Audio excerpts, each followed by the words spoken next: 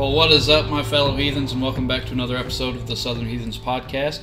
I'm Hraven Tierson, and joining me as always is the co-hostess with the mostest, Ubba Humerson. How you doing, man? I'm rocking, brother. Yeah, it's been. We did a rebroadcast of our last episode, but it's been a little bit since we've actually recorded for an episode. So I'm glad to be back, but it was a hiatus that we didn't necessarily want to have. Yeah. Had a couple of deaths in the family, so. I'm still sorry to hear that, brother. Yeah, they're at peace, and I think I'm getting at peace with it. So. That's good to hear. Yeah. So yeah, I mean, how are things been? I know it's really hot in the office right now. Yeah. Every time we do an episode, we got to turn the AC off. Yeah. Turn off like two out of the three fans that we have. Well, yeah. We turn off one. I keep the one in the room going. Yeah. We have that ceiling fan, but just so the listeners know, we do not have a central unit. We have a very fancy, what would be described as a window unit, but it's sticking out of a huge hole in the wall that they made, and it doesn't look that bad. It could use some TLC, but it's actually a very nice unit, but it doesn't heat and cool the entire house. So, and it's loud. Like, it's really loud, so we have to shut it off so you can hear us speak. Yes, we got a few things for you guys today.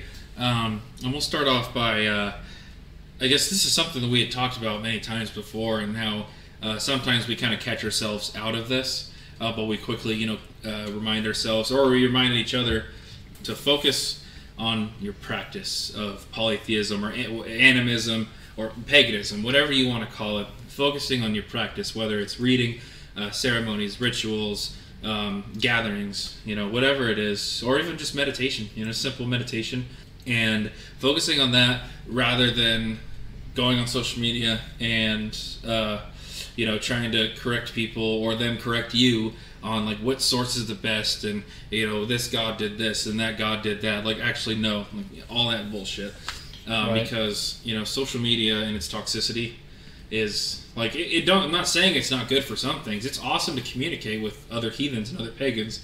That is a plus to it. But the negative side of that is people, I feel like, get too caught up. And even I was guilty of this for a long time. I would.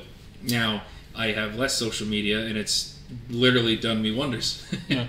Well, I do have quite a few social media accounts. I do that a lot because leading into our focus on practice is I am a candidate for sheriff, and I think that is an honor of Tyr, my patron, and part of my practice as a heathen, because it speaks to my personality, my characteristics. Yeah, which can bring us into the subtopic of focusing on your practice, and that means more of the doing versus the talking, because today's world, because of media, social media, and everything, I'm not going to go over like politics and stuff, but just examples. When you see something on TV, and it doesn't matter what it is, it can literally be anything. When someone or a group of people see something on TV, that's the new trendiest thing, whether it's good or bad, that they talk about for the next couple weeks, or whether it be months. And all they do is talk about it. Nothing actually ever gets done, though. Almost never. And so that's why another thing, it keeps people talking. So it's almost like a movement of, not a movement, but an action of being hollow, I guess. Because words without action are just hollow words. Yeah, it's just completely hollow, just blank. Like, it has no power, no meaning. Mm-hmm. It's just lackluster. It just falls. It's like a word vomit. It's just falling out of your mouth. You don't actually, has no purpose. I'm a former sheriff's deputy. I've always been about justice and helping the people and protecting people. When I see something that I don't like happening, like for the listeners, I've noticed a huge issue with our local animal shelter and their lack of transparency with taxpayer funds. So I didn't just complain about it on Facebook. I actually drew up a letter of request of a Freedom of Information Act, and I went down to the city hall and I submitted that request, and I plan on, and I'm now auditing. I'm a trained forensic investigator, and I'm now doing a forensic audit of the animal shelter, and I'm going to get to the bottom of what they're doing with taxpayer money where is it going? You know, I'm about justice, and that's part of my practice. It's part of who I am as a heathen. And I don't just speak about heathenry, you know, I actually implement that practice in my day-to-day life. And I'm sure you do too. Yeah, and like you were saying, I think of it like as a real life practice, you know, of the gods you worship and the heroes you read about and stuff. For me, mostly growing up, you know, my nickname was Hercules since I was a baby, right. And I've read the stories of him and his heroics and his strength, and then the same with Thor as a god who I praise. I wear Mjolnir just like a lot of other heathens do. But as a tribute to him, as I've told you guys in the past, I do train and compete in competitions, strength competitions. I used to play, you know, team sports, basketball, soccer, and football. Those are fun, but nothing better for me than strength sports, and it's super fun. And I like you were saying, you know, we don't just talk about it; we actually do it. I have a lot of videos. I have medals. I have certificates. I'm not saying I'm a pro by any means. Don't get me wrong. Don't get it twisted, guys. I'm not saying I'm world's strongest man. I'm definitely not even fucking close. But when I say I love to compete, I love to compete. That's the whole point. Right. I'm no better than anyone else.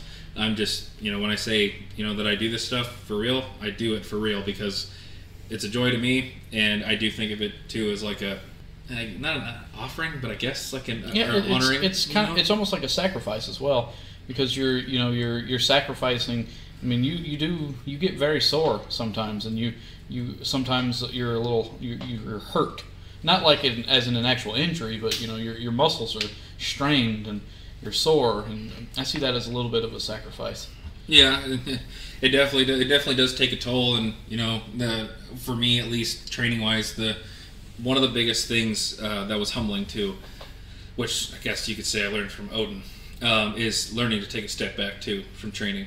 Like so, especially after training for a competition, which I've done, competed in 3 competitions. I'm about to do my 4th one here in December, and biggest thing was, you know, after a competition, and especially, you know, because I want to keep competing until I die, basically.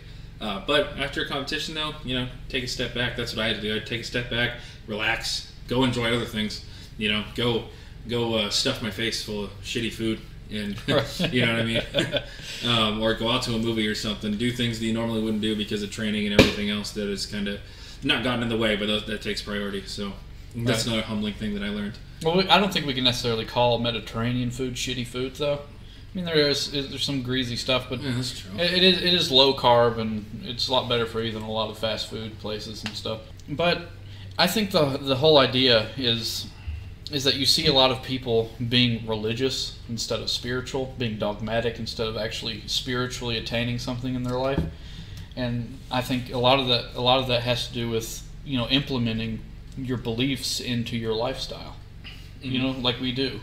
And you have a lot of people that just preach, for lack of a better word, about what they believe, and their lifestyle. They lead a completely different lifestyle than what they tell people. So I think what we do, you know, and that's the difference between religious and spirituality. Religion can be seen kind of as a hollow thing in some aspects if you don't implement a spiritual practice within that religion. Mm-hmm. Because then it's just a dogmatic set of rules that you live by, and you bark at people. Yeah. You know?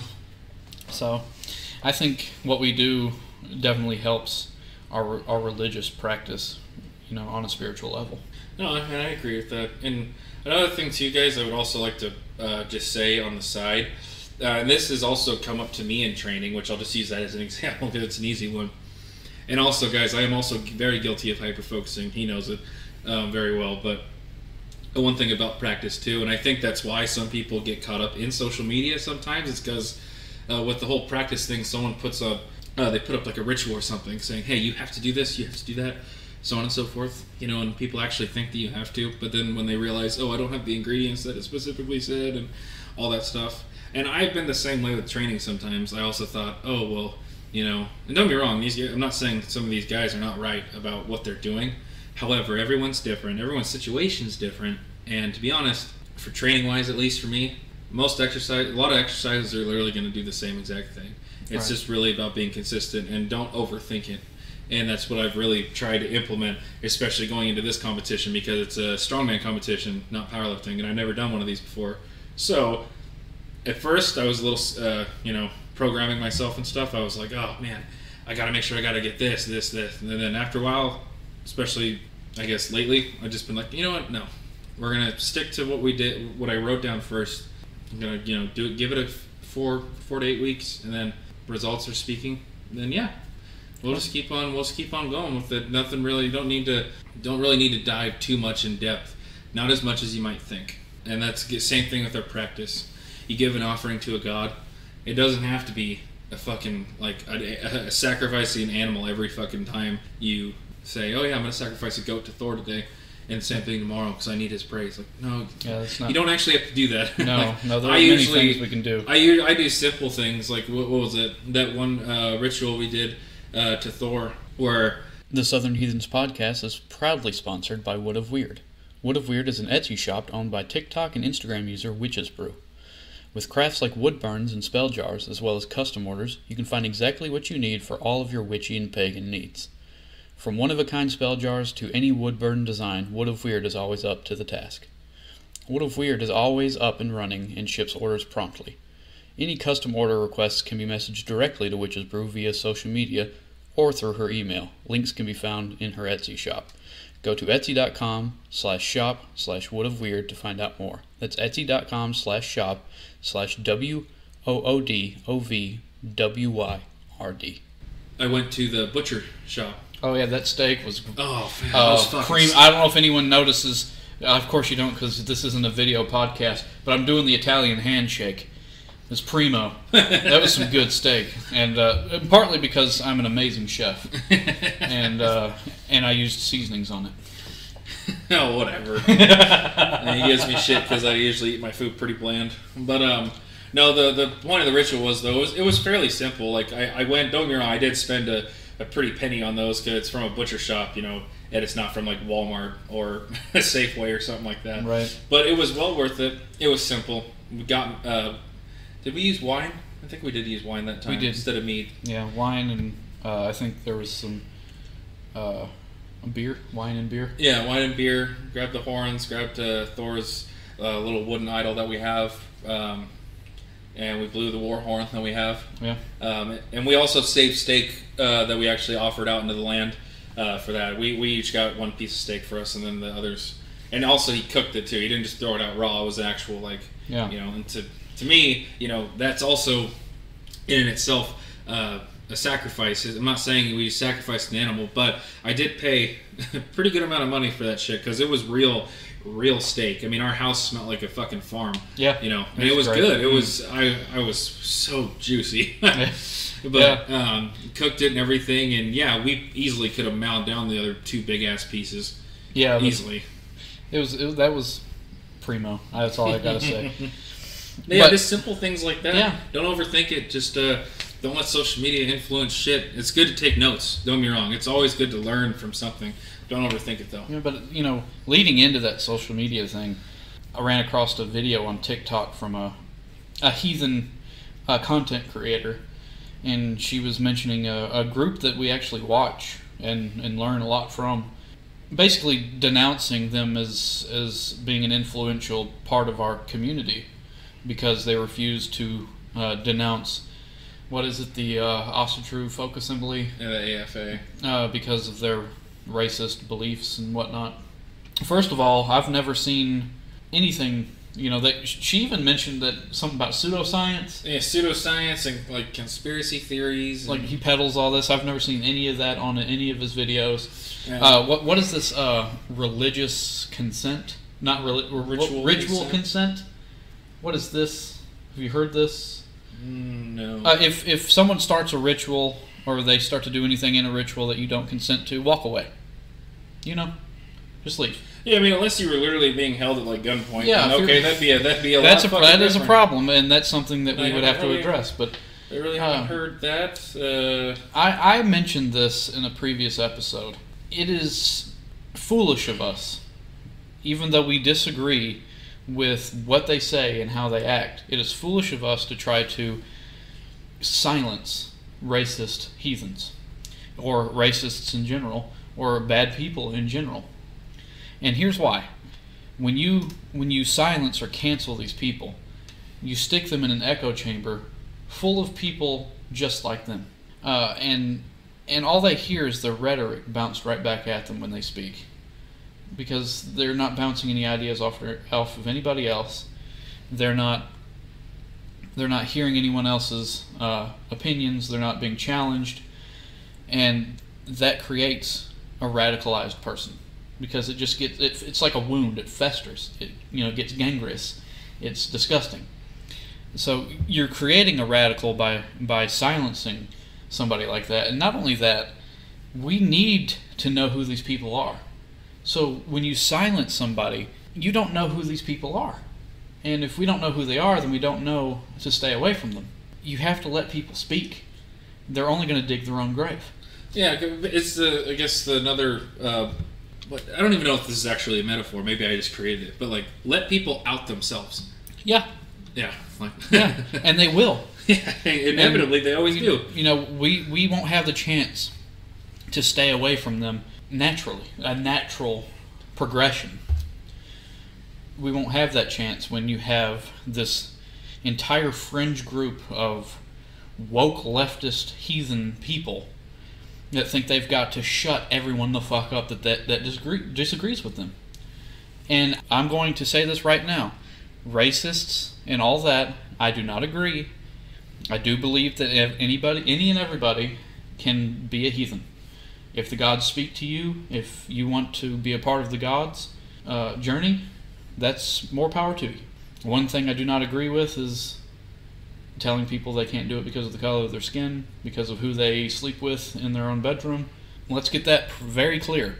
But when you look at another group and you say you can't say that, then you're denying the other person that also disagrees the ability to interact with them and figure that out. Then they're going to go there and they're going to figure it out in the hard way, and that can be a dangerous situation.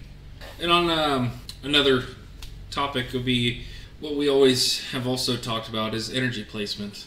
And this also goes back to focusing on practice. But this doesn't just go with practice, though. This goes with like everyday things like we were talking about earlier, like instead of talking about it, actually taking action. Right. If you're about something, then be about it. That's why I don't usually like to talk about too many things that I'm not really a part of, because I don't fucking care.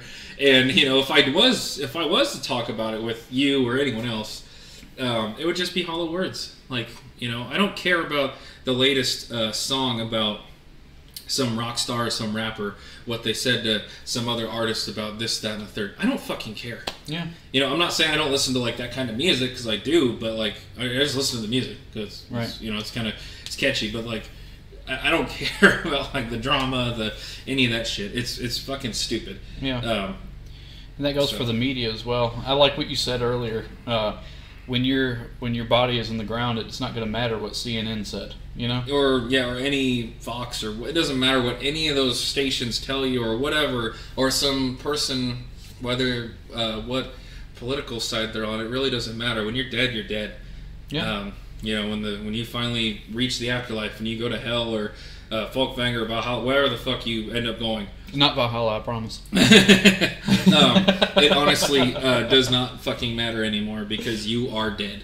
Your corpse is in the ground, and then thousands of years from now, the dust from your bones will be flying off into the sunset. Right. Yeah. You do not need to put your energy into trivial things like that.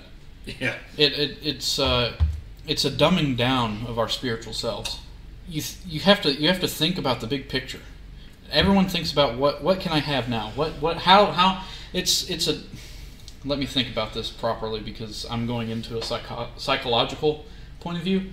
Which, by the way, guys, he does have a master's. Yes. You have a master's in psychology, so when he does bring up stuff like this isn't pseudoscience or bullshit. This is actual person with a degree. So when you have a mentality like that, we have something called instant gratification. That is something that you grow out of when you exit the toddler years. Instant gratification. You'll see a 2-year-old. They're all about instant gratification. They've got to have it now. Got to have it now. Got to have it now. They don't understand anything else. And when you grow and mature, you grow out of the need for instant gratification. That's the biggest problem that I'm seeing with adults these days. They haven't grown out of that. and they need that instant gratification constantly, and a lot of that has to do with social media. Yeah. See, all this is tying together in this episode. You know, you need to get a grasp on how things are going to be affected 10, 15 years down the line. You know, and stop thinking, well, how is this going to gratify me now? Yeah. You know, and start worrying about your spiritual health, and start, you know, atoning for things that you've done to yourself. Yeah, and I mean, I will say this first and foremost, I am guilty of that. It took me up until probably I was about, last year, the year before, maybe a couple years, and I think it started too, because, growing up in a rough childhood place, didn't really have time to grow up. I mean, I did grow up, but at the same time, there were things I needed to go through mentally, right? Right. That I didn't really get to. But so when I got into sports, don't get me wrong, I think I excelled at sports, I think. But there came a time, though, when I did notice, like, oh, if I scored 30 points in a game, okay, I should be recognized more for it. And sometimes I was a little hard on myself, so that's the opposite. But when I got older, though, when I started getting into powerlifting and just lifting weights more, and I actually did get on social media a lot more, I was guilty of, like, oh, I hit my 500-pound deadlift for the first time. Hey, look at me, look at this. And then next week, I'm like, okay, no, I got to go for something bigger. Even though that's, it's absolutely ridiculous, especially if you're not in an actual program. Right. And it took me a few years to realize that, because my numbers had started to kind of, halt, basically. My body composition started to halt because I was just, also, too, another diet thing. I would think, this training cycle or this PR I did on squat, I get to go eat like shit. I should go get 2 breakfast burritos and 2 rock stars from Safeway, like I used to do. It was fucking ridiculous. There was no need for it. It was an instant gratification. I thought if I did this, I deserve it. At the end, it's like, actually, no. It's a long process. Life is a long process. Training's a long process. I don't know. I always have long-term goals for my training and whatnot, but they're long-term. That's the whole big deal. I used to care about, if I should be able to do this by the age of 21. When in reality, that doesn't actually matter. I mean, it's impressive, don't get me wrong. I've seen 21-year-olds who are fucking deadlifting 800-900 pounds. Whether they're on steroids or not, I don't really care, but it's still impressive. Right. But at the time, though, I was worried about that, and then after a while, I was like, no, you know what? I shouldn't, because I'm doing what I can do now, and I'm getting stronger, year after year, and that's really what matters, is that you're progressing. And, PRs today, or personal records that I have for myself, I do get excited for, but I know they don't come every day. Right. It's going to be a matter of months or even years sometimes. I kind of wanted to go off on a little tangent here. It's almost not related, but you keep saying Safeway. So we have listeners in Washington, and anyone in the Pacific Northwest will know what that is. So is that like a discount grocery chain, or I wouldn't know. Like a Save-A-Lot? No, it's actually fairly expensive. Well, anything in the Pacific Northwest is fairly expensive. But if it's kind of like what is it? It's kind of like another version of Walmart. It's just more. There's no like sporting goods section. There's no car section. So it's more like a grocery. It's store. More just straight. It's a grocery store chain. Okay. And Fred Meyer, or as people here know it as Kroger. Okay. Basically, it's like they're like competitors. Well, where I'm from in Michigan, we have a store called Myers. I don't know if it's. I mean, I think it might be related. Wouldn't be surprised if they're a branch of Kroger. Yeah. But I used to go there. When I was 18, or not even when I was. When I was 18, but like when my senior year of high school, when I started lifting more, after like basketball ended and stuff. Oh yeah, when I got monthly or weekly allowance for chores or whatever, like $20. Oh dude, I'd be 2 breakfast burritos every day for lunch, and a rock star in the morning and a rock star right before I work out. Like, and please don't do that, guys. It's fucking stupid. Yeah, that's very very hard on you. I remember when in my early years after I was taken off patrol, there's a pretty horrific story about that. But I was taken out of the patrol and put in the jail. And I'll tell you that story after we're done recording. I'm not going to put that on the podcast. Fair but I was put on there, and I decided I was going to get like an 8-pack of Red Bull. And it's I work night shift, and that's from 7 at night to 7 in the morning. And I drank the entire 8-pack, and I was bouncing, but I eventually crashed, and my heart rate was at dangerous levels. Yeah. Yeah, but when I eventually crashed, it was the worst feeling I've ever felt in my life, and I do not recommend that for anybody. So yeah, I get it. Don't do that to your body. That's not. And I am quite a bit overweight now. I was telling Cheyenne earlier. Name drop if you're listening. I was telling Cheyenne earlier that I can't even put my gi top on anymore. And for anybody that's listening, combat sports is what I was into. Martial arts, I wasn't really in. I did do some competitions, but I was more into the actual traditional training aspect and self-defense, stuff like that. But I do have some training, some competition accolades myself. Yeah, you want to explain those? Yeah, we've got time. Well, I mean, I won gold medals in Taekwondo tournaments. I did Judo Open in Japan and I won a gold medal. And of course, I've got my 5th degree black belt in Aikido Jiu-Jitsu, which is a amalgamation of Aikido and Jiu-Jitsu.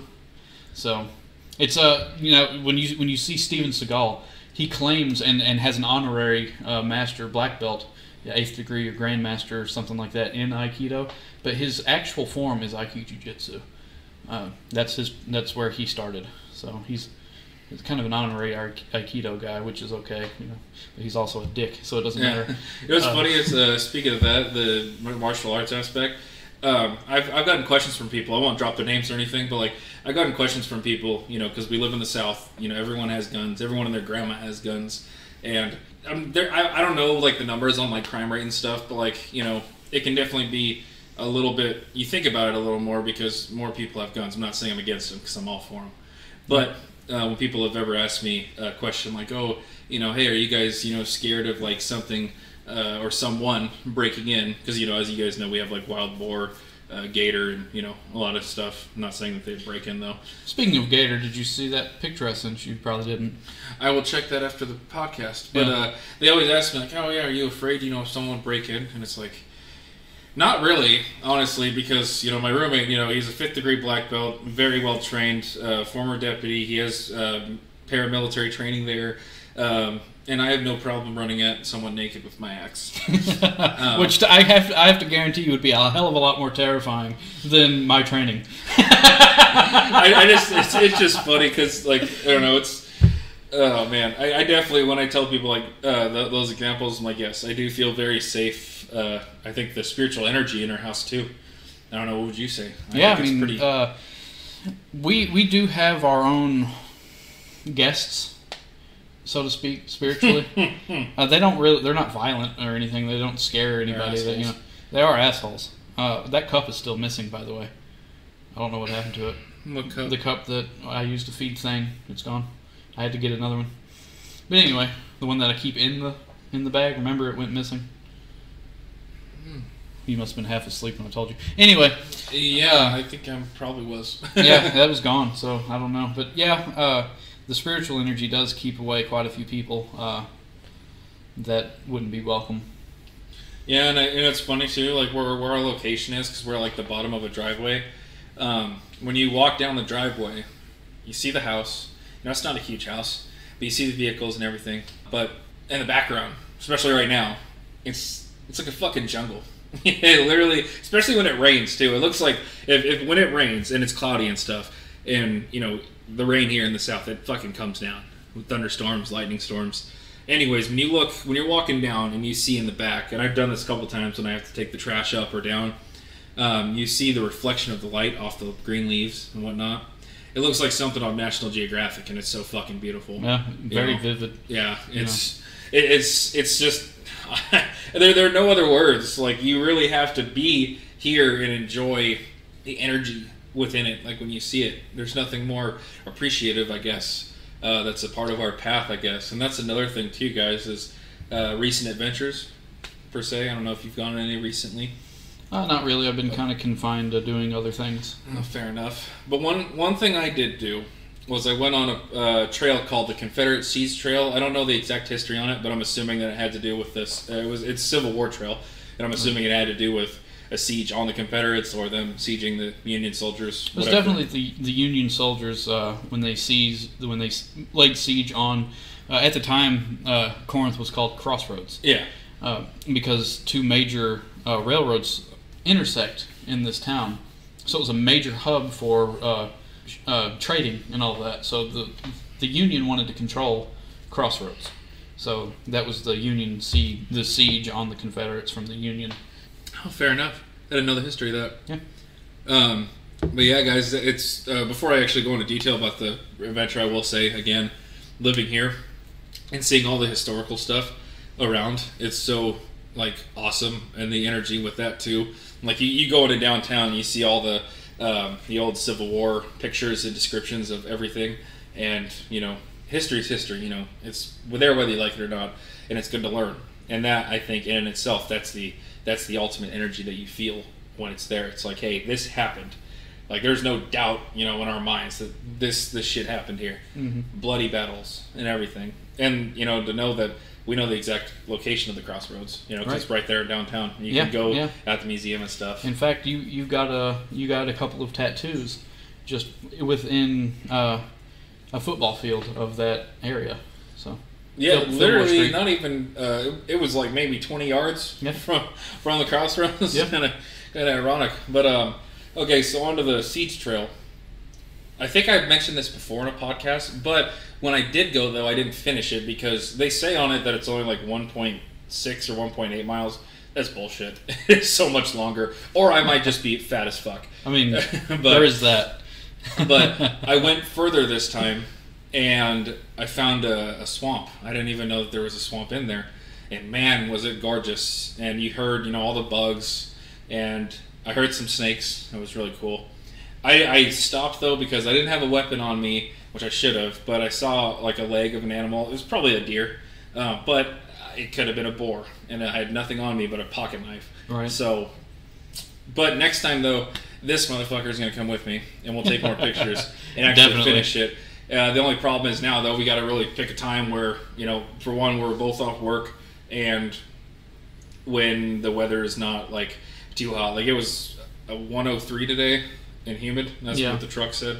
Yeah. And so definitely don't want to be walking out there because there's a couple hill parts of it, not like super big, but definitely you're going to get your sweat on. And I'm going to be bringing my backpack with all the waters and stuff in it. Yeah, we can, definitely maintain a healthy boundary with the heat, but stay, we shouldn't just coop up inside, obviously, but have a healthy respect of the weather out there because, if something happens and something goes wrong, that heat will kill you. I know it's not like the hottest weather in the country, but I still say I prefer this though because when it's humid, I sweat. Right, and sweating feels good. Yeah, that dry heat. Yeah, when I lived in Arizona for a very short period of time, and that shit was absolutely horrible. Yeah. There's no trees. It's like sitting in an oven. Yeah. And sometimes you can't even sweat and I don't know why. I mean, I do sweat when I come inside, then I feel better. But outside, it's like, holy fucking shit, dude. It's fucking atrocious. But anyway, we're coming up on 35 minutes here, man. It's been that went by fast. Yeah, I know. It went by so fast.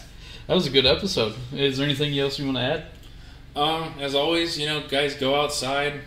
Free your mind up, when you go outside, free your mind up. That's the best way to put it. And live in the present. Do what you can, do good, but live in the present and enjoy what you have and enjoy what you're about to explore. And as I always say, always do your research, read a book. I just got a book called Russians in Space.